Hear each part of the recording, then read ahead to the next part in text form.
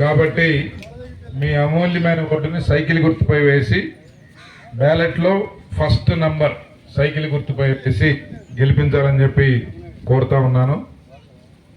ఈరోజు చాలా ఇబ్బందులు ఉన్నాయి.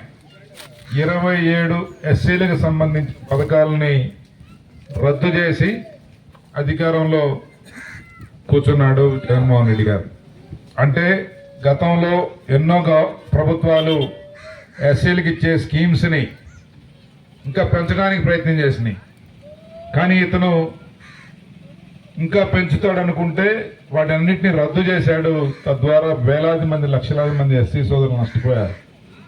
గ్రామాల్లో ఏమీ అభివృద్ధి కార్యక్రమాలు జరగలేదు. కాబట్టి మన ప్రభుత్వం ఏర్పడాక మీ అందరికీ ఇప్పుడు 3,000 రూపాయలు ఉన్న పెన్షన్ని 4,000 రూపాయలు చేయడం జరుగుతుంది.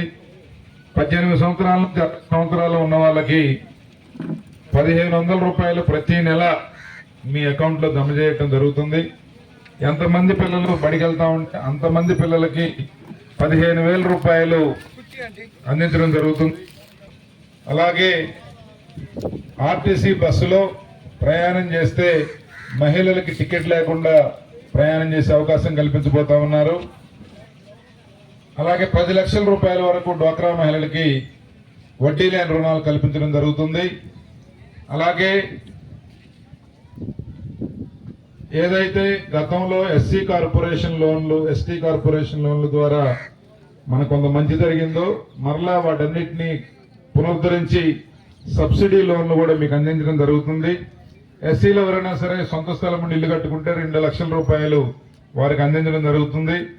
అలాగే స్థలాలు వారికి కూడా స్థలాలు అందించడం జరుగుతుంది. ఇట్లా ప్రభుత్వ పథకాలు ఎన్నో మీ దగ్గర తీసుకురావడానికి రావడం జరిగింది.